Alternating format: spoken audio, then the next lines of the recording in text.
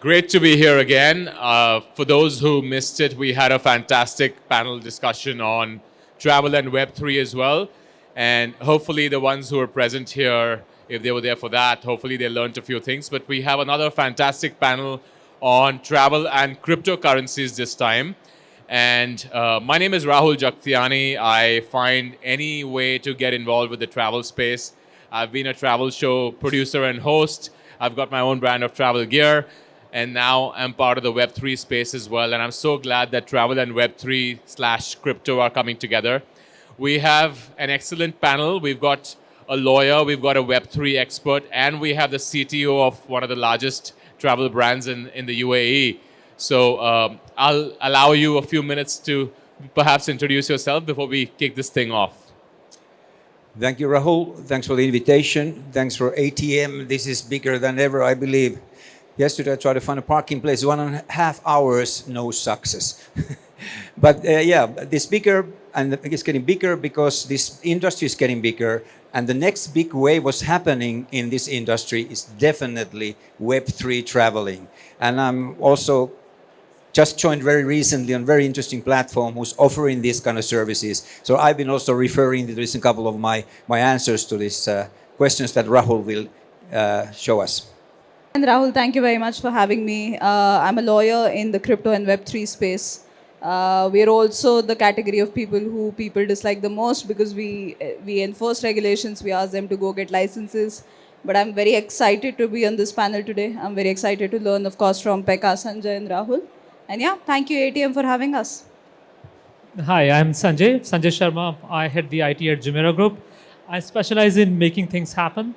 My objective is to see that how we can use technology just to add or just to realize our business strategy, which can either increase the revenue or decrease the cost or impact the guest experience. Right, so let's kick this thing off. Crypto has created a new class of millionaires, right? So if you listen to Kevin O'Leary on Shark Tank, the guy who's on Shark Tank, he says crypto is going to be the 12th asset class of the S&P in the US, S&P 500 index.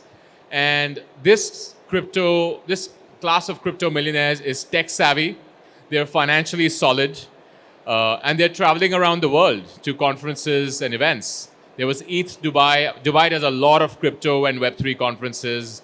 Some of them are probably here at ATM as well. I know 3 of them here are.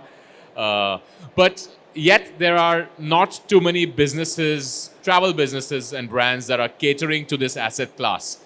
Crypto is now a $1.2, $1.3 trillion, and that's trillion with a T, trillion dollar asset class. At its peak in 2021, it was a $3 trillion asset class. In my opinion, it's set to grow again. But is this cohort of crypto users not taken seriously, and why aren't enough brands catering to them? Let's start with Sanjay.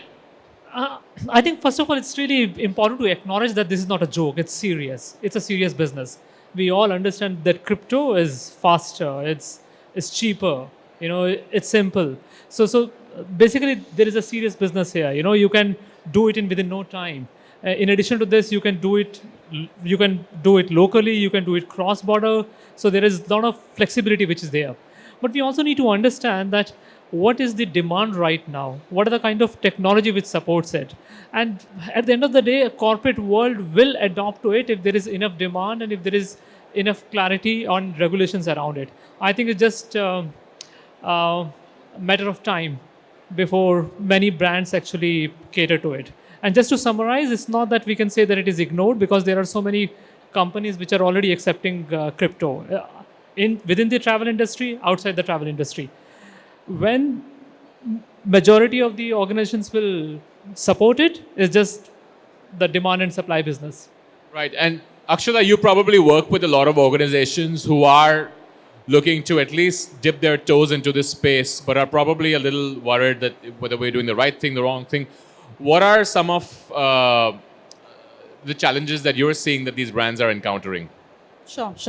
I think I'll just borrow a thought from what Sanjay said, right?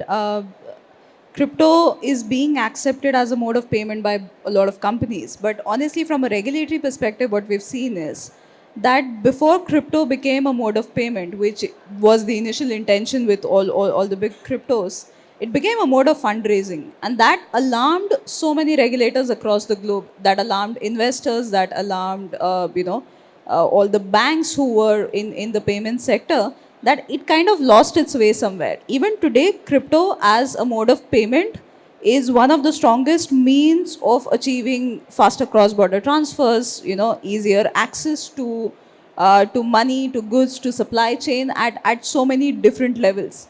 But the fact that it went into the direction of fundraising, which kind of alarmed the investors and the regulators, is where it kind of lost its path, I feel, from a regulatory perspective. So, Brian Chesky, who's the CEO of Airbnb, in 2021, he put out a Twitter poll where he asked, what else would you guys like to see us implement, right?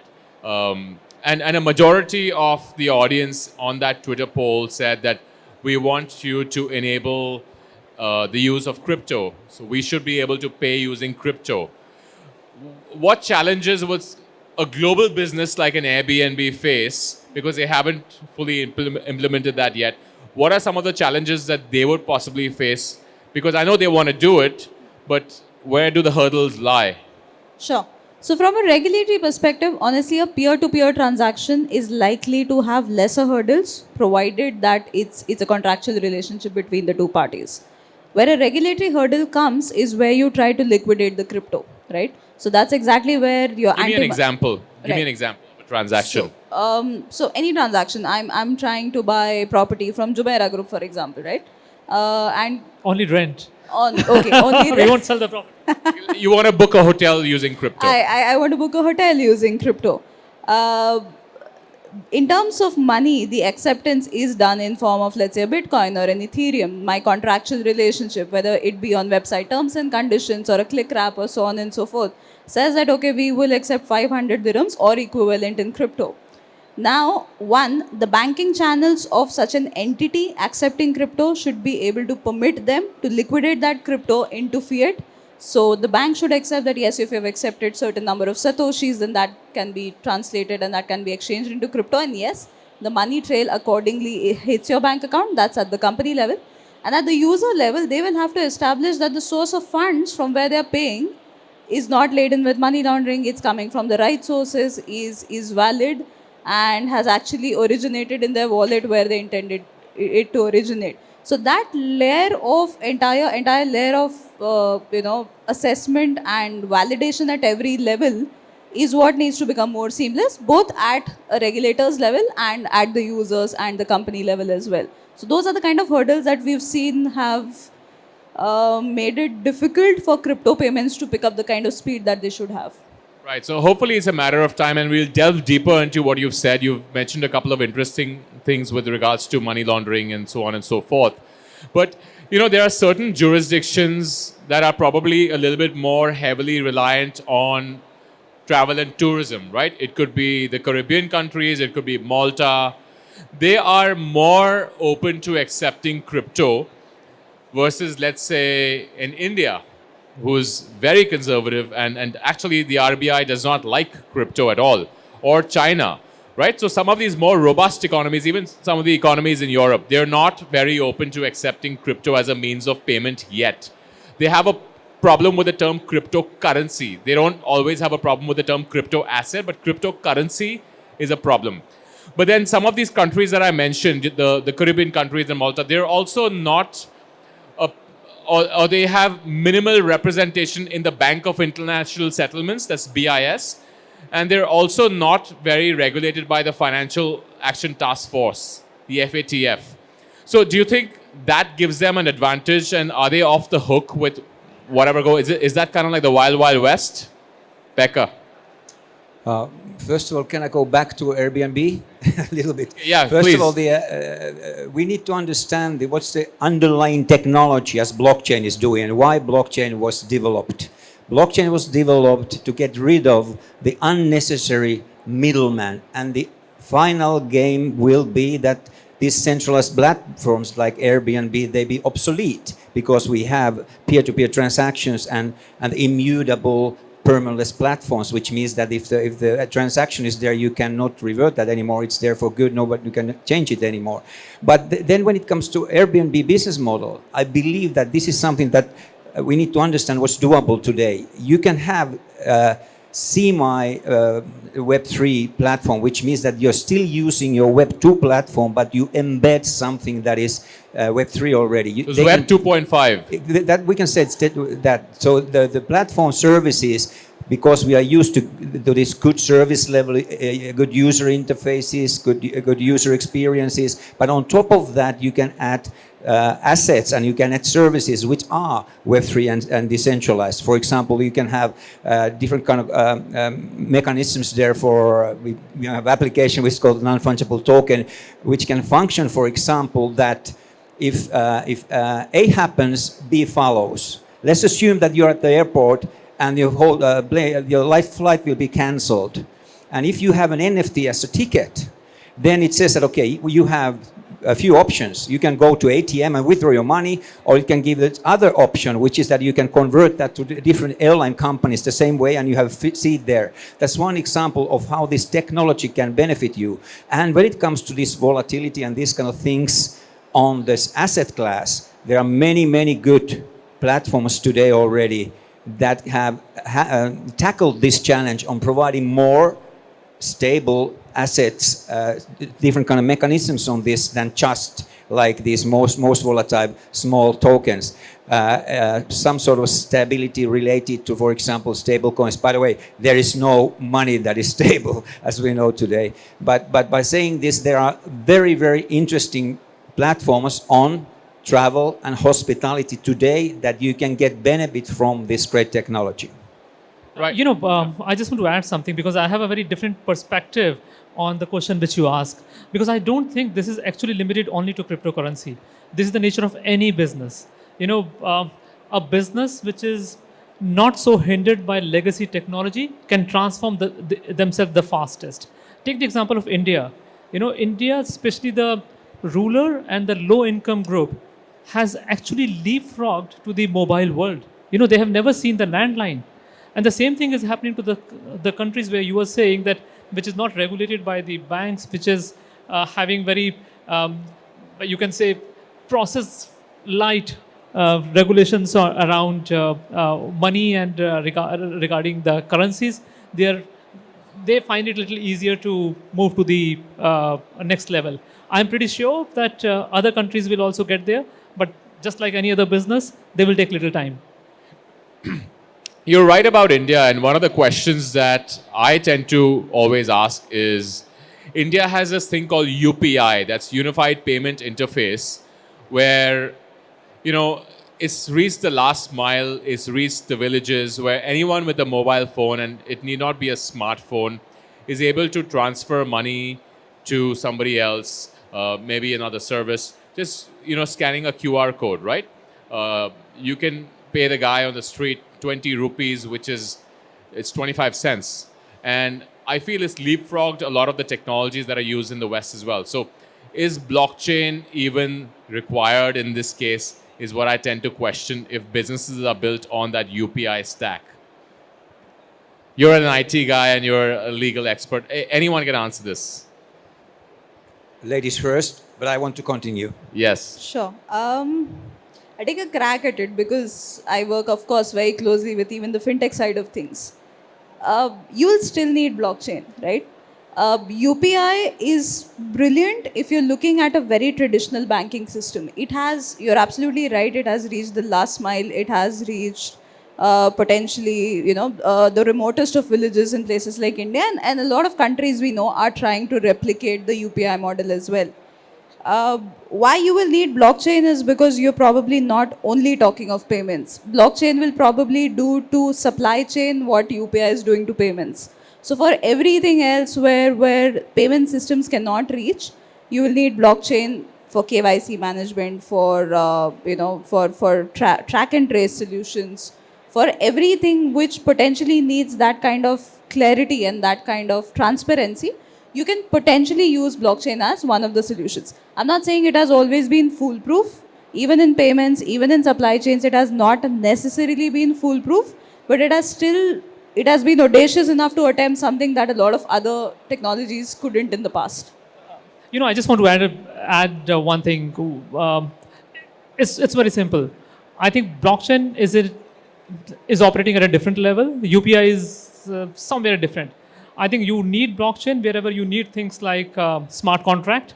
You need the escrow agreement between the parties, and also you need to know the provenance of the transaction. I think these kind of things will be required in future for any transaction, and there blockchain cryptocurrency will play a much better role than UPI. Right. Go ahead. First of all, the whole idea of blockchain is to create trust, replace the trust. That's what we call the blockchain networks, trustless networks, which means that the most advanced computer code will replace the trust. For example, if you have a ticket that is on a blockchain, or you buy the ticket that will go to your crypto wallet, which is the digital wallet, and it's on blockchain, it is there, and it's exactly how it should be. Timings, money, anything is related to the application, which name is smart contract. But what we need to avoid a little bit, to take discussions away from this technical jargon. Smart contract doesn't mean anything. The only thing that matters is that we have the most secure infrastructure and environment to transact, to do what we want to do online. And that's the basic idea of blockchain protocols, blockchain applications there is. And on top of that, when you have this kind of security and you trust this environment again, no fraud tickets, no sports games, no airline tickets anywhere, because you have this system. You cannot print out something that is on blockchain. It is on your wallet for good if you don't want to send it anywhere. So that's the basic reason why you cannot compare this technology to any previous technology.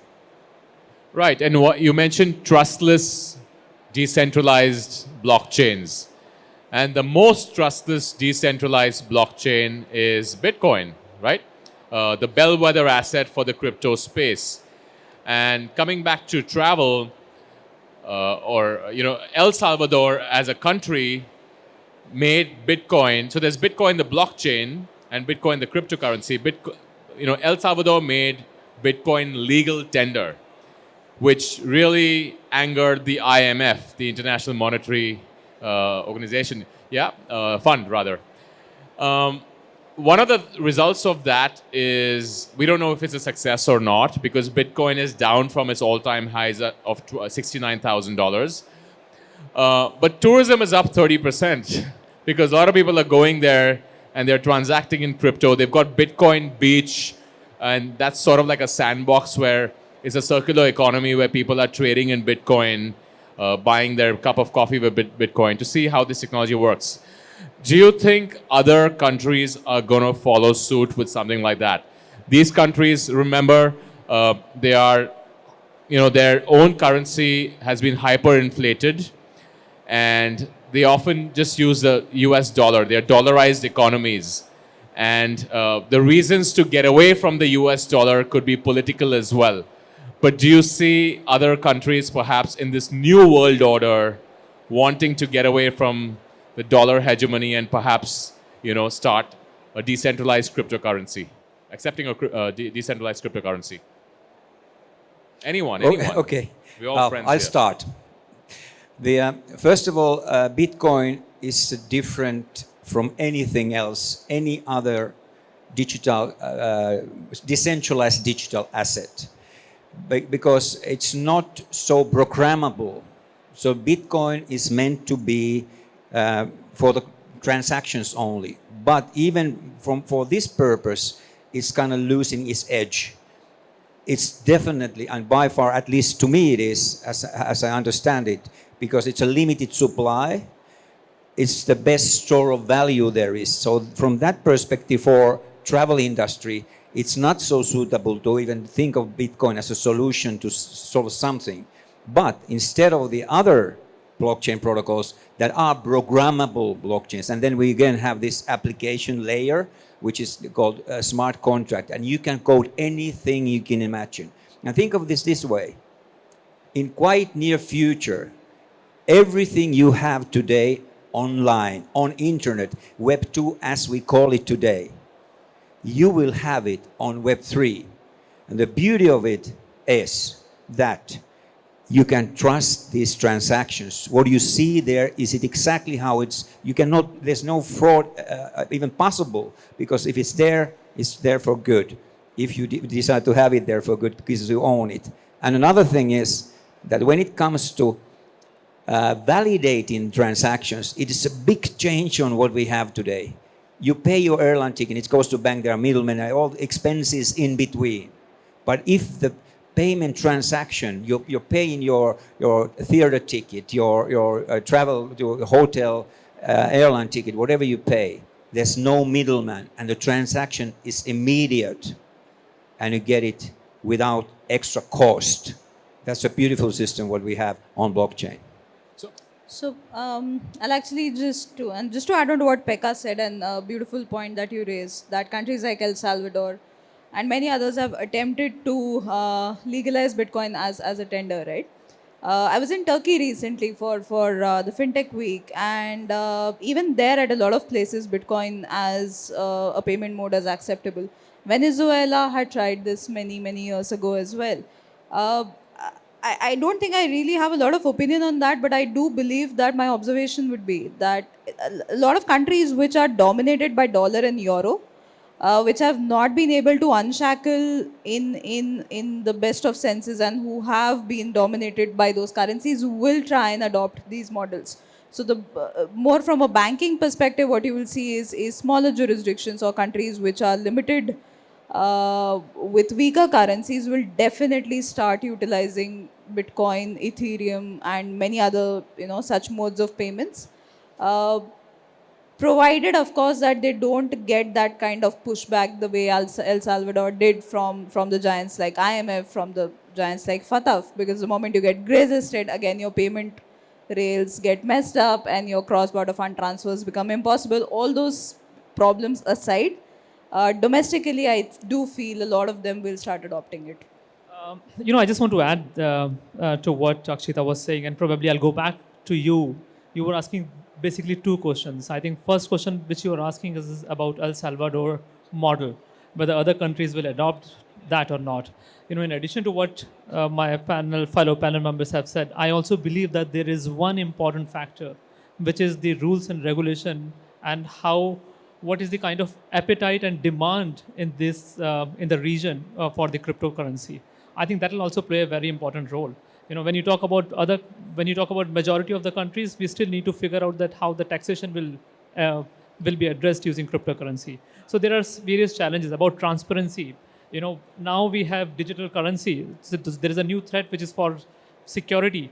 I know that this is the most secure channel, but still there is a perception, there is a trust element which needs to be addressed. So these are some of the basic things which needs to be addressed before it can become the preferred way of operating. And Rahul, I just want to go back to your other question also, because that relates to travel industry where I operate.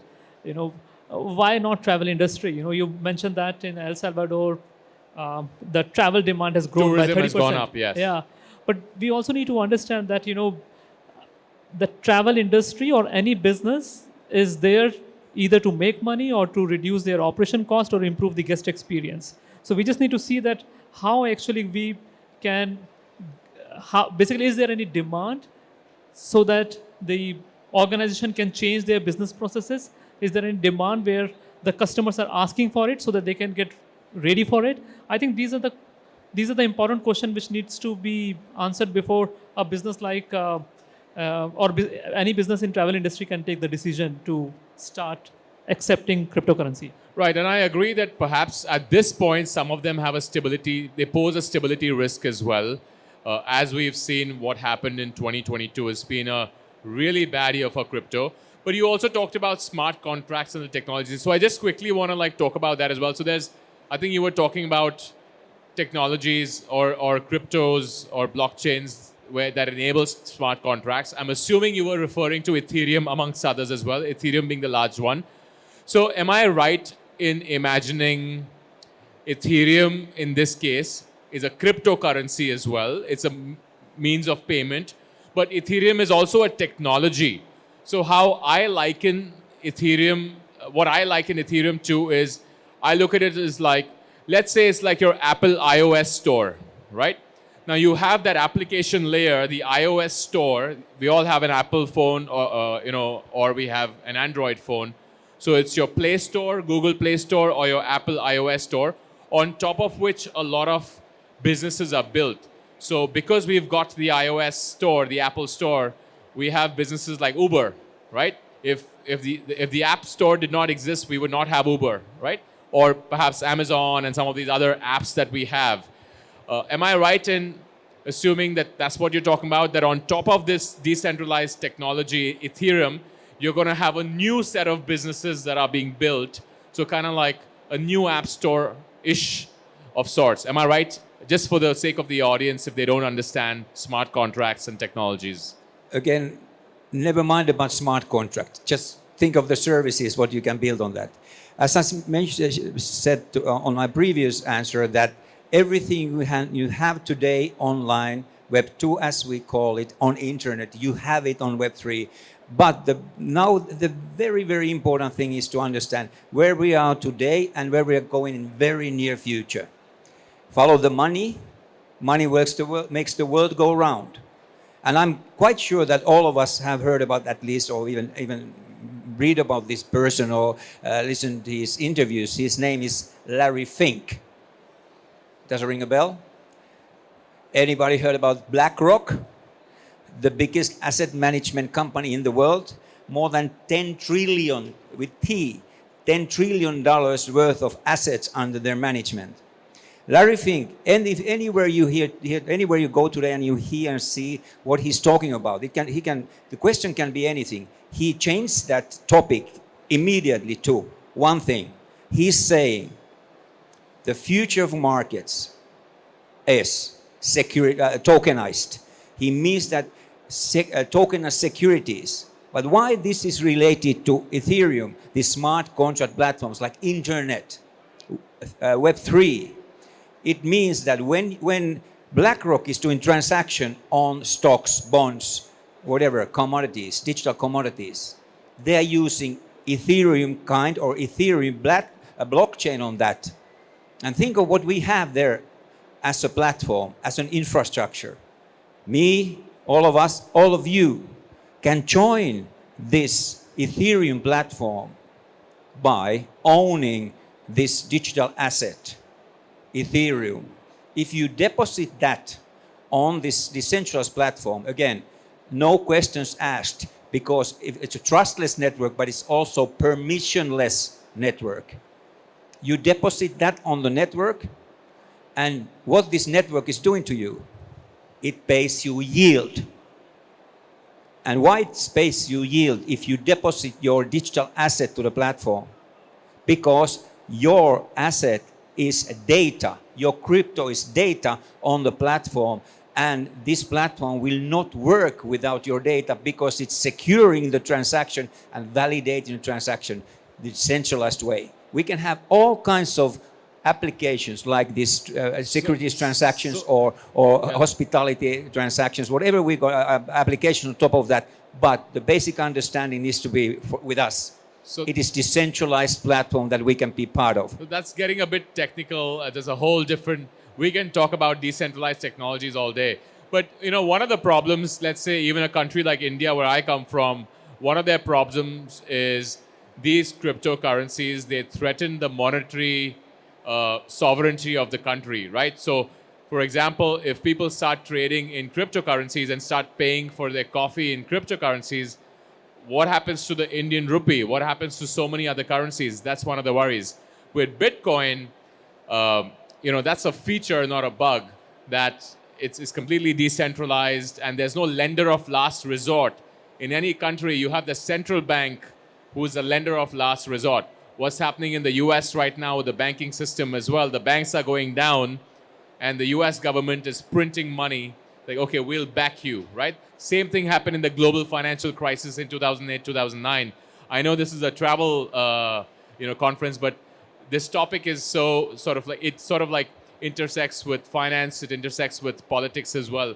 So, do you think that's a valid argument from central banks that, look, this threatens the sovereignty of our money or our currency, so hence we should not allow it as a medium of exchange? And what are some of the regulations that you'd like to see where it makes it an environment that's conducive to using crypto at the same time regulating it at the same time? Sure. Right. So, from a regulatory perspective, I completely agree with you that most central banks and monetary authorities, for the longest time, they were not ready to accept it, right? A lot of countries came out with announcements that they were going to ban it, and it remains banned in certain jurisdictions as well.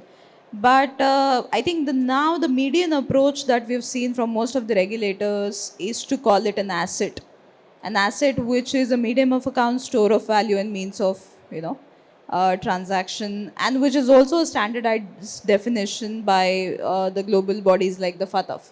So more and more FATF is Financial Action Task Force. Right? Okay. Financial Action Task Force. What we are also seeing is that more regulators are identifying it as a means of investment. They may or may not be security tokens. That's a different conversation, different ball game altogether. But regulators have made peace with the fact that this is an asset class which is going to exist. So all the nomenclature that you see from all the regulators pretty much globally, they either call it a digital asset, they call it a virtual asset, they call it a crypto asset, which is also a definition which IMF has accepted, which Financial Action Task Force has accepted. What I'm happy about is that from a regulatory perspective, it has started to coexist. You can go to a regulator and say, I want to launch a certain type of virtual asset. These are the characteristics, these are the features of it. And I do have the relevant set of regulations and permissions which I can seek from them for that asset class to exist. In some cases, and I can take example of, for instance, Abu Dhabi Global Market, there's a concept called accepted virtual asset, which means that a virtual asset like a Bitcoin or an Ethereum, which is decentralized, which exists, which can exist anywhere in any part of the globe. But financial intermediaries which are regulated from ADGM are able to onboard those virtual assets as one of the accepted virtual asset classes. Provided they have the right security, they have a strong blockchain, they're able to use that in their ecosystems. I just want to share something. I think this particular problem is not specific only to the cryptocurrency world. You see what has happened when Uber was launched in France. There were a lot of riots. They just wanted to stop it. You see what is happening when ChatGPT was launched. Italy banned ChatGPT in the whole country, and yesterday they have revoked the ban. And I think the same thing is happening in cryptocurrency. The fact is that we all need to acknowledge that we are living in a permissionless innovation age. The pace of innovation is so fast that the regulators and other authorities are catching up. I remember in my previous role, we were talking to one organization near London Heathrow, and they were training birds to catch drones. And this is a very typical example of how regulatory authorities are trying to catch up with the pace of innovation.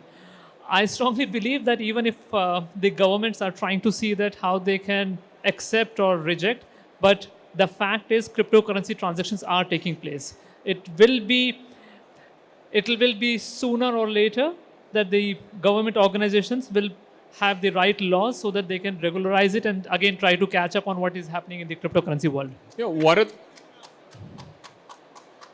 Thank you. That was for you. You should be thanking him. How many people here own some form of cryptocurrency? Right. Okay, so one of the things, I'm happy to see that. One of the things you'll accept is that crypto is also volatile. So you probably don't want to pay for your restaurant meal or book a hotel using Bitcoin, Ethereum, because you're like, you know what, I've bought this as an asset.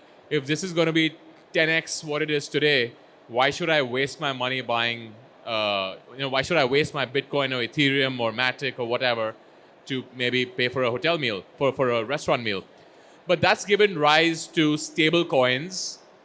And stable coins are private cryptocurrencies that are pegged to a fiat currency, most likely the US dollar, the euro, the pound, and a lot of a lot of brands are now accepting crypto, though that form of crypto. There's also central bank digital currencies, CBDCs, which are government-backed cryptos, because Christine Lagarde at the ECB is not worried about Bitcoin. She's not worried about Ethereum. She's worried about stable coins because people are bypassing the banking system and using stable coins to remit money across the border, right? So that's something she's worried about. What sort of do you think there's going to be travel brands that will limit the use of crypto as a means of payment to a few of these bellwether assets and most likely just stick to stable coins and CBDCs rather than the whole gamut of 100 plus or whatever cryptocurrencies?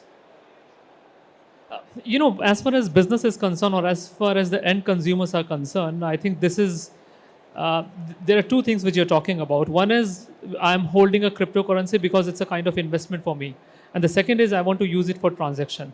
Like a Dogecoin. Would you accept a Dogecoin? Exactly, Dogecoin. And there are two things. One is colored coin, another is your a stable coin. In the world of cryptocurrency, we have seen, what was the company name? Winding Tree. Winding Tree. Winding Tree. Winding Tree. The LIF coin is gone. They are doing something completely different for that. And as a consumer, I don't want to keep my investment in LIF coin if it is so volatile. So definitely the consumer will try to transact in a currency like Bitcoin.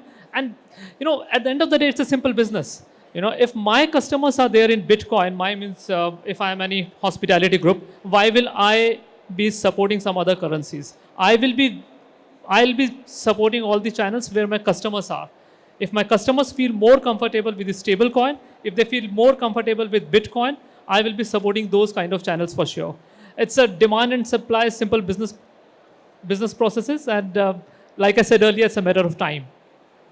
Let's say there's a travel brand that accepts crypto, yeah, whether any kind of crypto, and the next day you're a hotel, you're a taxi service, whatever that is, right? So you've got your vendors to pay as well. You've accepted crypto. I'm the customer. I've paid you in Dogecoin or Bitcoin or whatever. And next day you have a Terra Luna FTX like crash, right? There's a scam that happens and suddenly the market falls and you've got your vendors to pay. What do you do in a scenario like that? Is that something that's playing at the back of your mind before you are, just from the consumer perspective and also from the travel brand's perspective? Is that something you're thinking about before enabling something like this on your platform? Because that's a big decision. First of all, there are mechanisms, of course, to avoid these kind of risks and definitely not go for Dogecoin or Pepe, which is the hottest coin now in the markets. Stablecoin system is very good. But you can also... Which are some of the leading stable coins, just for the audience? Stable, first of all, they are, most of them are backed with the US dollar, or they should be backed with US dollar, which is Tether, USDT, and USDC, USD coin. But this, the system is not so... I only say this much because that's related to regulations also. It's not. It should be backed 100% 1-to-1 with US dollar, but they're not. They're using bonds and whatever stocks fulfill the 100%, which is not so clear. But now for MiCA, it's very interesting document. If you are interested in this, what's happening? MiCA? MiCA is Market in Crypto Assets. EU level regulations just was published version 2 a couple of weeks back, and they are clear with stable coins. They said that in EU, you only can launch a stable coin which is 100 backed up with euro. That clarifies the system. And I believe that's something that regulators are much supporting globally, a lot supporting globally. But when it comes to this volatility, there are mechanisms actually you can avoid this. You can actually have a semi type of coin, which means that it is related to the market price in that sense. But I strongly recommend that if you want to do this kind of business, that you accept cryptocurrencies. First of all, you need to understand it can go anywhere, price very volatile. But if you can have the system that you can control quite much of the volatility of it, and then again, how I can do it immediately. Whatever crypto you accept, as the hotel owner or travel agency, you convert that immediately to stablecoin, because you can do it on one click. It's 5 seconds, and it's as much fiat money as it was as you received it, if you want to do it this way. Fiat money is the regular Fiat money that is you and our I money. use. Yes, it's right? our money, yes. Okay. And one more thing, when it comes to Please. these kind of things, again, follow the money. Everybody, I'm quite sure that if you go to your wallet, physical wallet on your pocket, you have plastic cards there. Maybe they say Visa or MasterCard. Just last week, Visa announced that they are now developing a decentralized platform where you can convert the same way that you are converting when you travel anywhere on the fly, your UAED to euro or dollar or yuan or whatever on the fly. They are developing platform now on blockchain where you can do the same thing with fiat money to crypto, crypto to fiat money. Visa. Then MasterCard announced they are now partnering with many blockchain layers and blockchain protocols, and on top of that, they are also partnering with crypto wallet companies.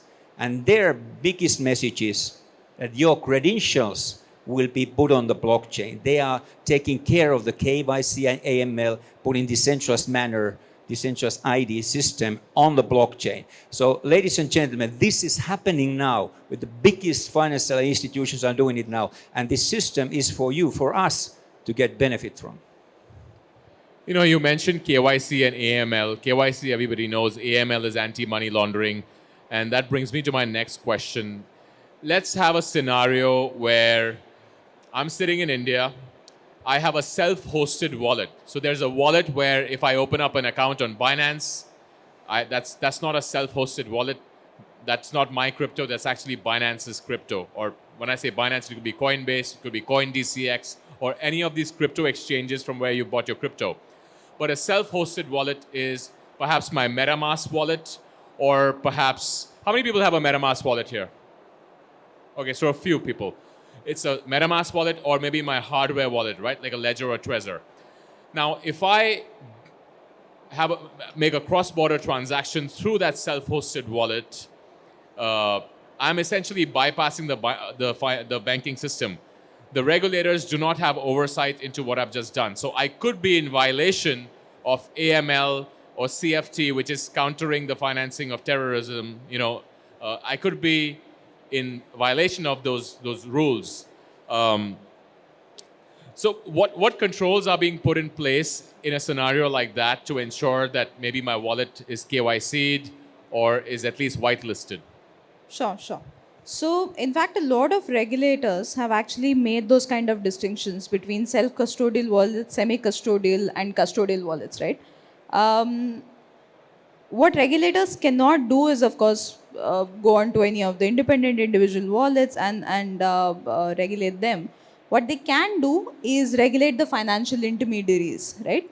So it's a tactic where a regulator essentially starts isolating the players who are not regulated. So, for instance, if I'm a brokerage house, if I'm a crypto exchange, one is what is it that I'm offering to my users, and the other aspect of regulation is who are the intermediaries and who are the other players I am dealing with. So, as a crypto exchange, I'm not permitted to probably engage with the self-custodial wallets the way we are discussing. I am, as a regulated entity, I'm only permitted to engage with another regulated custody wallet service providers. So there's a level of isolation which regulators then create, so that such technologies or such solutions then kind of flow off the radar from there. And in fact, just going back to what even Pekka was saying on stable coins, this is similar approach that a lot of regulators have taken. Stable coins are also pegged, of course, with the fiat currencies. But even in that, many regulators have taken an approach that either it's pegged 1:1, or it is pegged on a basket of currencies. It's pegged on a certain basket of resources. What does that mean, right? So when I say that it's pegged on a basket of resources, a regulator wants me to have those basket of resources available. I cannot make it out of thin air. So there's a level of adequacy that a regulator wants me to have before I can go ahead and launch something which is stable / in the nature of a fiat token. Right. And so what you're basically saying is that there are mechanisms to KYC your wallet and ensure that only whitelisted wallets are able to make payments for these cross-border transactions, so the regulators know what exactly you're up to. Correct? One of the features of especially Bitcoin is transaction finality, right? Where it avoids a double spend problem. We won't get into that. But essentially, once I make a payment, it's final. There's no charge back that you can currently do today in case you feel your card has been misused. How do you tackle situations like that when you're accepting cryptocurrency? First of all, this is developing fast. The finality means that it's the same moment that actually you start the transaction, it ends the same way. That's the finality is immediate. That's happening now. For example, the best these smart contract platforms, we are getting there. And by the way, we need to also understand where we are today from that perspective, that any technology, even if IoT or AI or internet or any technology we talk about, if it stops developing, it will vanish.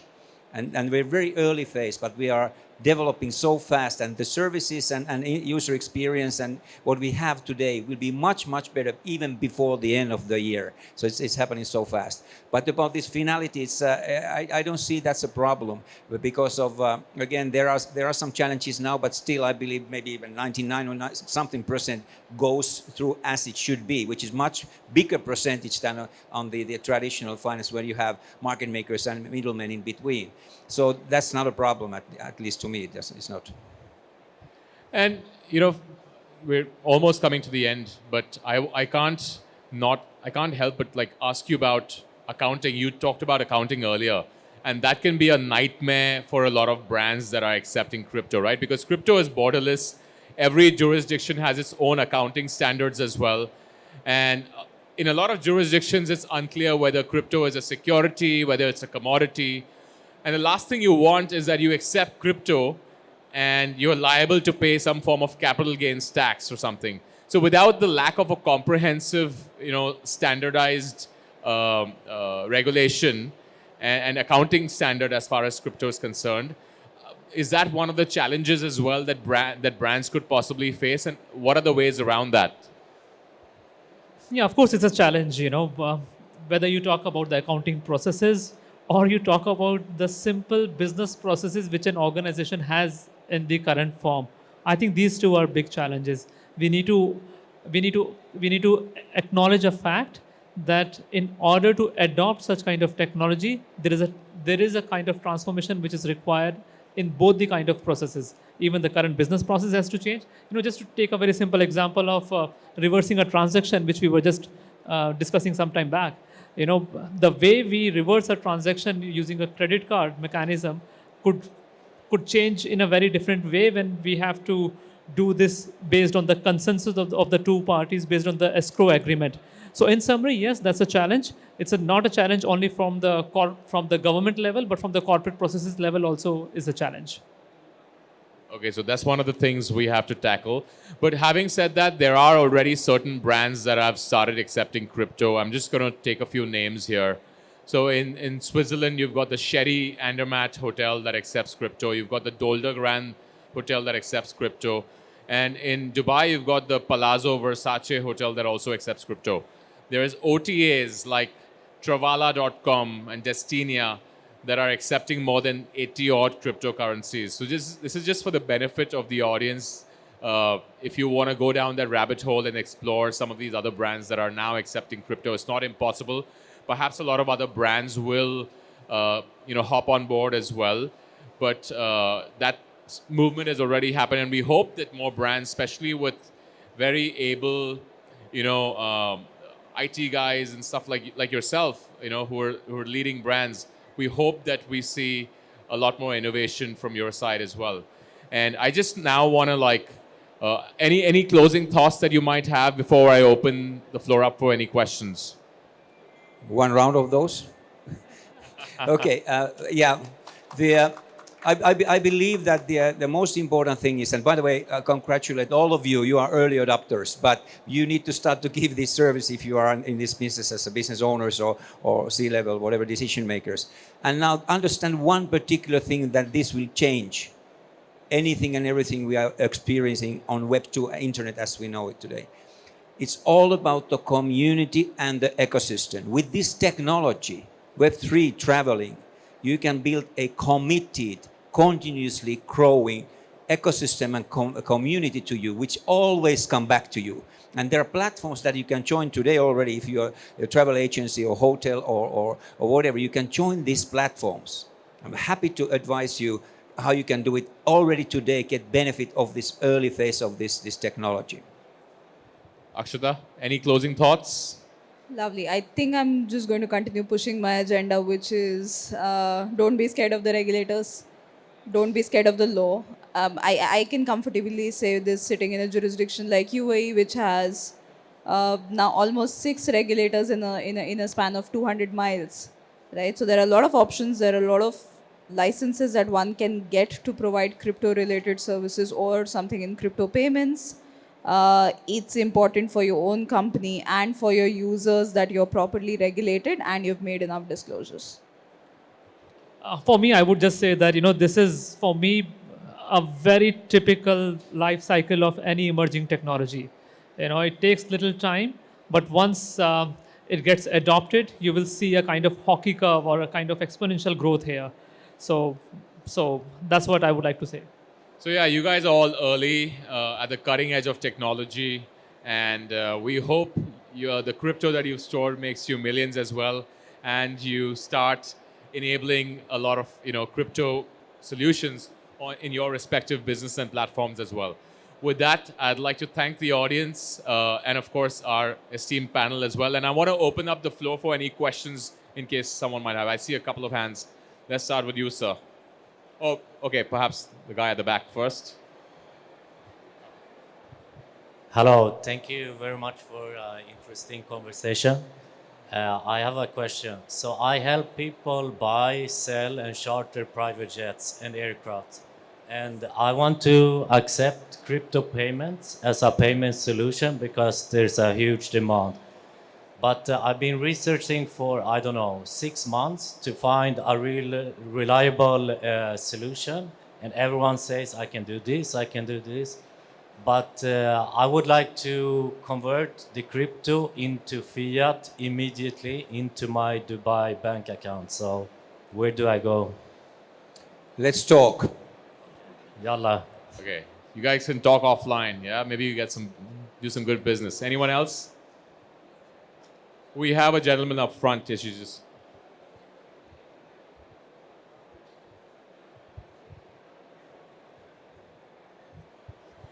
Hello, I'm actually working over here in the hospital. It's called International Modern Hospital, and we are the first hospital in GCC who connected cryptocurrency as the payment solution. Thank you so much. So since we are talking now about the impact of cryptocurrency payments in the travel trade and travel environment, so same as all of the coffee shops and Salavi restaurant and Versace hotel, we still face the same kind of the frustrating question, how actually to reach to the community across the globe, informing them and highlighting to them us as the business owners, I can say, approaching us instead of any other of the hospitals, hotels, restaurants, just because we do have the crypto. So is there like any So you want to get the word out that you accept crypto as a hospital, right? yeah, like how to reach actually to the community of people across the globe, bringing their attention to the brand. Anyone? I can try. I'd say probably, start advertising a little bit on certain websites like CoinDesk, Cointelegraph, where a lot of people who read crypto news, they come. Maybe you want to get yourself on a podcast as well. That there are lots of podcasts around crypto. There's Bankless. There's Bankless is the one that I listen to that comes to my mind. So yeah, these are the places where you can advertise and maybe do a lot of content around that as well. And maybe start hanging out in some Discord channels as well, because that's where the degens and the crypto community hangs out. So that would be my advice. But obviously there's This is just at the surface level. There's plenty more that one can do. Yes, exactly so. So you need to combine your digital strategy, and this is the part of your digital strategy. And if you think that how you can be successful on this, you need to put an emphasis on a community building. And this is there's no better system to create a committed and continuously growing community than this blockchain crypto system is, because they are owners of this infrastructure and you provide the service to these owners. And there are a gazillion crypto conferences that happen around the world. A simple Google search will give you a whole list of crypto conferences. So you can start picking and choosing the ones that make the most sense for you. You're in Dubai. There are plenty of them in Dubai as well. There was ETH Dubai that happened here last month, which was one of the larger ones. There's Blockchain Week that happens, I think, twice a year. So I'd encourage you to at least check those out and see how you can partner with them. Yeah. You still can join next week to Belgrade, where is tomorrow conference. It's next week, it's not tomorrow. It's the biggest in Europe, and you still can buy a ticket if you want to join. It's 12th to 14th. I'm speaking there. So at least go for him, if not for your marketing, yeah? Hello, good afternoon. I manage the private equity fund in the United States, and my fund is registered in SEC, Security Exchange Commission. How you see the regulation in the United States? Sure. So, in fact, a lot of funds from US, either we've seen them open branch offices in UAE, or we've seen them expanding and having fresh entities set up here, because there are many regulators, especially the financial free zones, which actually permit you to have funds which are either potentially focused on crypto related activities, tokenization based activities, or at the same time tokenize your fund units. So both of them are an option. A lot of it, of course, depends on the kind of license you get and the confidence that a regulator has in you. But there are I can think of 3 to 4 examples which already exist, and there are 2 main regulators who heavily focus on this, FSRA and DFSA. Can I add a little bit on this regulation thing first? It's really sad what's happening in the US, and it seems that it's a very political thing. It's if Gary Gensler is saying that we want to protect you if you want to own Bitcoin, we want to protect you, not Bitcoin necessarily, but Ethereum. We want to protect you not to own it, not to buy it from exchanges. How can he protect? There's a really political thing what's happening in the USA. And again, the biggest financial institutions, they are based in US, and they use this technology. They will tokenize everything, and they will run this will run on decentralized platforms that you need to have cryptos on the platform to function. So that's happening there.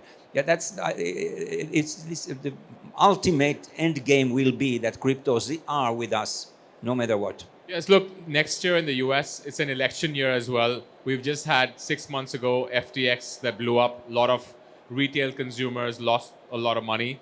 So obviously, given that it's an election year in 2024, the ruling, the government is going to have a hostile view towards crypto. It's political, as you rightly mentioned, but I think it'll all sort of even out as time goes on. Hey, Trump just launched a second batch of his NFTs. How can you buy those NFTs with cryptos? Hello? Sir. I'm not familiar with the crypto, but when if I have a travel agency, I accept cryptocurrency. At the same instance, it convert to the dollar or my local currency, or it will be kept in the crypto. Then I wish I convert it. What's the usual? I think both options are available, and these 3, in fact, they would have done more research on that. Yeah, they would be better answer your question. The simplest option, honestly, to liquidate crypto is to go to either a regulated crypto exchange, which can liquidate it for you, or a regulated OTC provider. These are the ones that I can definitely tell you are legal sources. They can exchange that crypto for fiat for you, provided they have the right licenses and the right banking channels. How much is the commission for It really varies. It really varies. Some, I mean, it started off at a very high 4%, 5% many years ago, but to my knowledge now, it's come down to around a 0.5 or 1%. But for travel agencies, too much because our margin is 2 to 3%. So you're eating like 25% of my margin. So A lot of it is honestly contractual negotiation. So you can, if you find the right partner, you can of course negotiate it depending on the volumes. Well, we're pretty much, okay, last question. So we have launched our own platform called sope.ai. So that is primarily for India. We are a technology company, and later on in the second phase, we got into the travel tech industry. So we are headquartered in California with our offices in Dubai and India. So we have came up with SOPE. We designed the technology where you can simply scan any QR code, and instead of liquidating your fund into your bank account, directly pay to, if you talk about India, directly you scan a Paytm or a Bharat Pay, and you directly pay to your end merchants without liquidating the funds. Now we got caught by the regulatory compliances. India is not, RBI is not allowing us to register a company and officially deal into cryptos and further move on. So I would like to know that what all countries are there where we can go ahead and get this registered so that we can officially get this rolling. All right, right. So the Virtual Assets Regulatory Authority, which is the authority dedicated to virtual assets, is in the process of tying up with central bank, and they are in the process of coming out with specific regulations. They already have the master regulations. This is a subset of it, where the idea is to definitely address payment processing in crypto, right? So if you're doing traditional payment processing, if your on-ramping is only happening in fiat, there are a lot of options. Obviously, you have different kinds of PSP licenses, but crypto payment processing, we are very close. UAE is very close in coming out with a solution for that. And the expectation is that in probably the next 2 or 3 months, we'll have specific licenses on how to deal with it. Okay. Second thing is just like for the travel tech industry, from last good 4 years, we have been using payment gateway provided by Coinbase. So anyone who using cryptos, simply go buy a ticket, check out using their Coinbase account, and that goes through. Now, are you aware about any technology or any company from where if you get a payment gateway or a platform, so suppose I sell a ticket, customer, instead of suppose end user is not a crypto user, they simply put in their credit card, debit card number, and instead of getting the money, I directly get it in exchange of a form of crypto into my wallet instead of the regular money. You can do that with the crypto exchange. You won't really need a... Yeah, so one platform very well known was MoonPay. MoonPay was the main platform that used to provide the service where you can simply use your credit card and that exchange that into crypto to your wallet. MoonPay is integrated with OpenSea as well, right? Yeah, exactly, exactly. So we have been using it from last 6 years now. But off lately, we observed that a lot of financial frauds, there were a lot of online scams, owing to which now MoonPay has also stopped and started declining transactions. So that has, due to which we have seen a major decline into our crypto payments. So in fact, we have the technology where we can do that. It is just that's when we started seeing a fall into the transaction, we thought why not build a team and come up with a platform like this, and that's when we came with SOPE. But now we got stuck into what country we should choose in, so from where we can go ahead and get this rolling out. No, happy to have a detailed conversation on this. There are a few options, but yeah, we can connect You guys offline. can just chat offline, Sure, perhaps, sure. because these are longer discussions. But thank you so much for Thank being you so here. much. Hope you guys learned something new as well. This was definitely an eye-opener for me. And thank you to my esteemed co-panelists for taking the time out and enlightening us with all we can do with cryptocurrency. Thank you so much.